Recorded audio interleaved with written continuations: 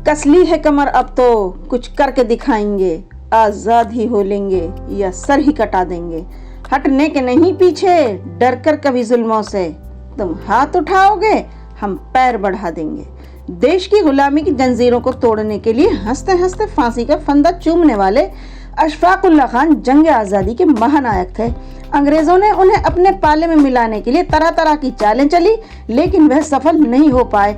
अंग्रेजों ने उन्हें तोड़ने की बहुत कोशिश की, परंतु वह सब अपने पर सह गए। देश पर और देश के लोगों पर आंच तक नहीं आने दी। ऐसे मजबूत इरादों वाले थे अशफाक उल्लाह खान। अशफाक पर महात्मा गांधी का काफी प्रभाव था, लेकिन जब चोरा चोरी की घटना के बाद गांधी जी ने असहयोग आंदोलन वापस ले लिया तो वे प्रसिद्ध क्रांतिकारी राम प्रसाद बिस्मिल जी से जा मिले। बिस्मिल और चंद्रशेखर आजाद के नेतृत्व में उन्होंने हथियारों के लिए रकम जुटाने के उद्देश्य से ट्रेन में ले जाए जाने वाले सरकारी खजाने को लूटने की योजना बनाई और खजाना भी लूट लिया। दरअसल वह खजाना भी अंग्रेजों ने ही भारतीयों से लूटा था। इस घटना से ब्रिटिश हुकूमत तिलमिला उठी और जगह जगह छापे मारकर इन सबको ढूंढने लगी। एक एक करके काकोरी कांड में शामिल सभी क्रांतिकारी पकड़े गए, लेकिन चंद्रशेखर आजाद और अशफाक उल्लाह खान हाथ नहीं आए। बाद में उनके किसी धोखेबाज मित्र ने अंग्रेजों द्वारा घोषित इनाम के लालच में आकर पुलिस को सूचना दे दी और दोस्त की गद्दारी से अशफाक पकड़े गए।